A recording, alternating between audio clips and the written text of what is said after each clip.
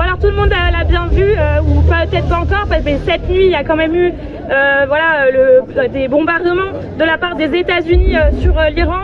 Donc on monte encore d'un cran en fait dans l'état de guerre permanent dans lequel se trouve le Moyen-Orient depuis qu'Israël a repris en fait sa guerre génocidaire en Palestine et son projet sioniste aussi, parce que c'est une guerre de bombardement à Gaza, mais c'est aussi une guerre de territoire, une guerre coloniale, et on le voit aussi dans la politique qui est menée en Cisjordanie. Donc on pense aussi à ce côté-là de la Palestine. La politique de Trump là-dedans, on l'a bien vu depuis sa réélection, mais c'est vraiment le visage du capitalisme en fait et de l'impérialisme le plus brutal. Et ce que ça montre, je trouve, c'est que la responsabilité des puissances impérialistes, elle est d'autant plus montrée en fait avec ces bombardements un peu clairement, quoi. Je veux dire, là, c'est plus un soutien juste économique ou militaire qui était déjà en fait le soutien sans quoi Israël ne pouvait pas mener cette guerre. Mais là, c'est vraiment plus que ça. C'est les États-Unis qui eux-mêmes appuient, avec leur appareil militaire à eux, quoi, vont bombarder en Iran. Alors évidemment, nous, ce qu'on veut, c'est mettre fin à ces guerres impérialistes. Et il y a un enjeu, je pense, là aujourd'hui, à sortir dans la rue, à s'organiser. Il y a un rassemblement tout à l'heure à Place du Châtelet. Il y aura des camarades qui y seront. Ce week-end, il y a la Pride aussi, mais bien sûr qu'on y sera, mais on y sera aussi pour dire ça, aussi pour s'opposer aux guerres impérialistes, à dire à bas la guerre. Pour en train de se passer les rafles là contre tous les travailleurs immigrés, c'est dans tous les États-Unis, au Texas, etc., où la police de l'immigration, elle va aussi arrêter des travailleurs. Donc c'est vraiment un monde contre un autre, et c'est une politique contre les travailleurs. Et là, ça se voit ouvertement. Enfin, la police de l'immigration, elle va chercher au travail, dans les stations essence, etc. Elle va chercher les travailleurs sans papier pour les dégager. C'est ça qui est en train de se passer là-bas. Donc oui, c'est un monde contre un autre.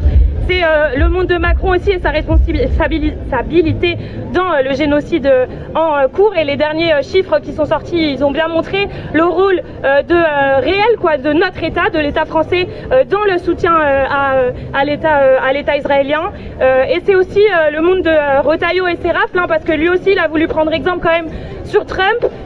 Ça nous concerne, moi ça me concerne tout particulièrement parce que je travaille dans les transports, donc ça veut dire que c'est potentiellement dans nos bus, dans nos gares, dans nos trains que on va envoyer la police pour aller chercher les migrants, mais aussi qu'on va demander aux travailleurs des transports de faire ce travail de policiers et de faire ce travail de chasse aux migrants. Donc nous on s'y est opposés, je suis à la CGT, RATP, on s'y est opposés, on a écrit un communiqué et on appelle à ne pas faire ce travail qui est celui de l'État et qui se démerde en fait s'il veut aller lui-même chasser les migrants.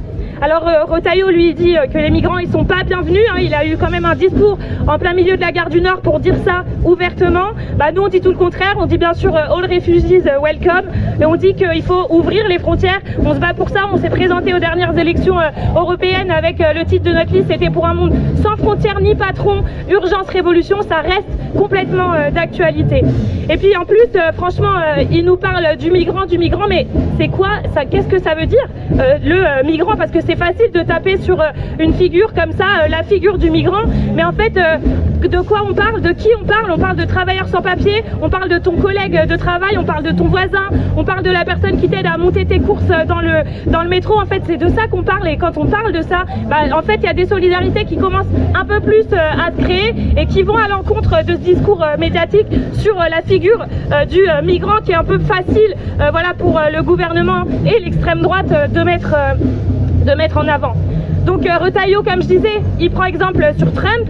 En fait, nous, il faut qu'on prenne exemple sur les travailleurs et sur ce qu'ils ont fait aux États-Unis, notamment à Los Angeles, les fameuses émeutes. C'est pas des émeutes, en fait, c'est des résistances de travailleurs qui s'opposent à une politique de leur État, une politique raciste, dégueulasse, de division de notre classe, de division de la classe ouvrière. Bon, et c'est à ça qu'il faut s'opposer, et ils l'ont fait, et c'est important de le dire parce que ça a fonctionné en fait. Il y a des travailleurs qui ont été convoqués, ça a donné lieu à des manifestations, et il n'y a rien eu en fait. Il n'y a pas eu d'arrestation de ces travailleurs sans papier, et ça montre bien que c'est possible. Voilà,